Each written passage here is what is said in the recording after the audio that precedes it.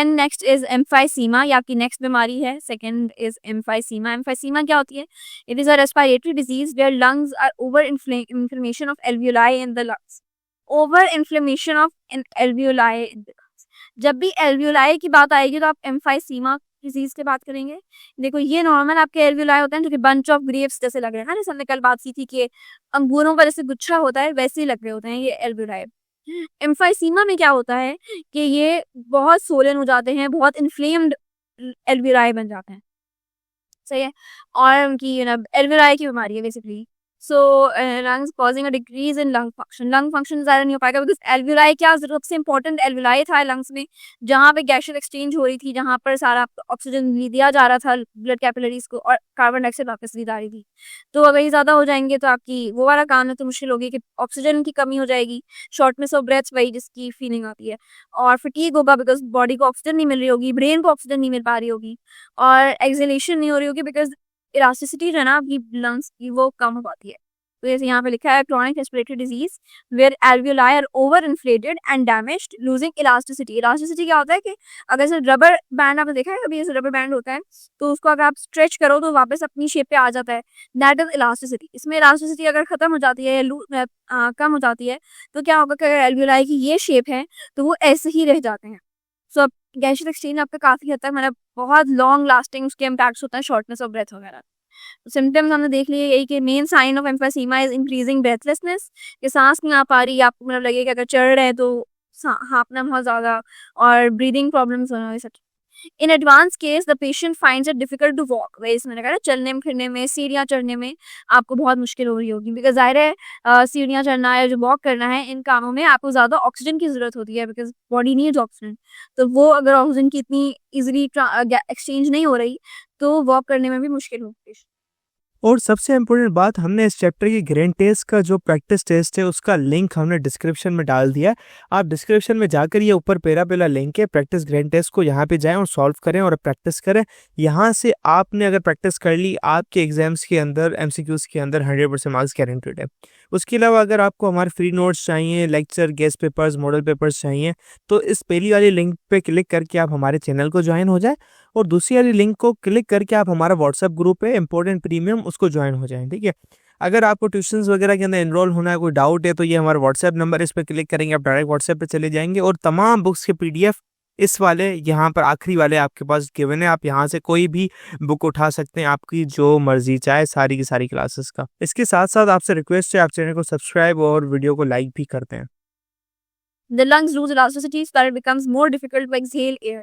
Inflammation and narrowing of the finer bronchioles also occur. कि अब जो छोटे वाले ब्रोंकियोल्स थे ना जो बिल्कुल पतले पतले छोटे छोटे आ गए थे, नैरो होकर जो एल्वियोलाई तक ला रहे थे एयर को, वो इन्फ्लेम हो जाते हैं, वो नैरो हो जाते हैं, तो आपके मजीद ऑक्सीजन की कमी हो जाती है। कॉज क्या है इसका? Gradual breakdown of alveolar walls. अगर एल्वियोलाई की वॉल्स हैं वो उनका खुद ही से नेचुरल ग्रेजुअल ब्रेकडाउन अगर हो जाए, बहुत लॉन्ग टर्म स्मोकिंग किया कि जैसे 10-15 साल से स्मोकिंग करे जा रहे हैं, उससे भी लंबी स्मोकिंग हो रही है, एंड चेन स्मोकिंग अगर कर रहे हैं कि एक के बाद एक जो स्मोकिंग नहीं करते लोग, तो वो वाली चीज होती है, तो उसकी वजह से लंग्स की ये वाला पूरा पार्ट डैमेज हो जाता है। Air pollution and industrial irritants में कंट्रीब्यूट। अगर आप किसी ऐसे एरिया में रह रहे हैं जहाँ एयर पोल्यूशन बहुत ज्यादा है, हर वक्त स्मोक आ रही है, और इंडस्ट्रीज है ना, फैक्ट्री का वेस्ट जो आता है जिसमें फैक्ट्रीज की स्मोक निकल रही होती है सारे चिमनी से, वो बहुत बुरा इसको असर करती है आपकी लंग्स को। इसलिए जो यूजुअली फैक्ट्रीज वगैरह होती है वो ऐसी एरिया बनाने की कोशिश की जाती है जहाँ कोई रेजिडेंशियल एरिया ना हो, जहाँ लोग रह ना रहे हो, बिकॉज वरना अगर रह रहे होंगे लोग तो उनमें बीमारियां हो जाएंगी लंग्स की। कॉज यही था, हमने बात कर ली इसकी, सिगरेट स्मोक है। फेडरल बोर्ड के एनुअल एग्जाम्स का डर है, लेकिन ये नहीं पता कि तैयारी कहाँ से करनी है। दूसरी बात ये नहीं पता कि एग्जाम के अंदर सवाल का जवाब लिखना कैसे है, कैसे सेंटेंसेस को फॉर्म करना है, कैसे हमें फुल के फुल मार्क्स मिले। तो भाई घबराना किस बात से, हमारी बैच इसी प्रॉब्लम को तो सॉल्व करने आई है। तो आप भी हमारे बच्चों की तरह 97.8% ला सकते हो, 98.27% ला सकते हो, फातिमा की तरह, आदली फातिमा आप बन सकते हो, आप 505 मार्क्स ले सकते हो आउट ऑफ 520। अच्छा जी, कैसे? हम आपको सिखाते हैं कि एग्जाम के अंदर लिखना कैसे होता है, ग्रेन टेस्ट प्रोवाइड करते हैं। देखें जी, हमारे पास है पाकिस्तान की one of the best faculty. आप कोई भी सब्जेक्ट लेना चाहें, आपका जो दिल करे, आप सारे सब्जेक्ट्स लें, सिर्फ और सिर्फ 3,000 रुपये में पूरे साल में। आपको एग्जाम राइटिंग मेथड सेशन दिए जाते हैं कि सवाल का जवाब लिखना कैसे, डिफरेंस वाला अलग क्वेश्चन, डेफिनेशन अलग, एग्जाम्पल वाला अलग, मैथ के सवालों का जवाब अलग होता है।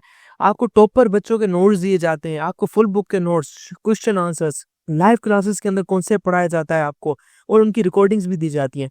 भैया और क्या चाहिए। अच्छा, और मज़े की बात, ग्रैंड टेस्ट से हमारा समझो पेपर लगता है। ये हमारा है केमिस्ट्री का ग्रैंड टेस्ट, इसका सवाल नंबर तुम नोट करो ये। तो भैया इस ग्रैंड टेस्ट में से आपके 3 सवाल लगे हैं क्लास 9 के केमिस्ट्री के पेपर में इस साल, जो नए सिलेबस से हुआ था 2025 के अंदर ग्रेड 9 का। तो इतने इंपॉर्टेंट हमारे ग्रैंड टेस्ट होते हैं, सारे आपको दिए जाते हैं। तो भैया देर किस बात की, इस नंबर पे कांटेक्ट करें और अभी रजिस्टर करवाएं। ट्रीटमेंट क्या है? Treatment methods are do not emphysema do not cure reverse damage to the lungs. अच्छा, इसका जो डैमेज है लंग्स पे वो ऑलमोस्ट लाइक बिल्कुल ही परमानेंट होता है, तो उससे कुछ कर नहीं पा रहे होते आप।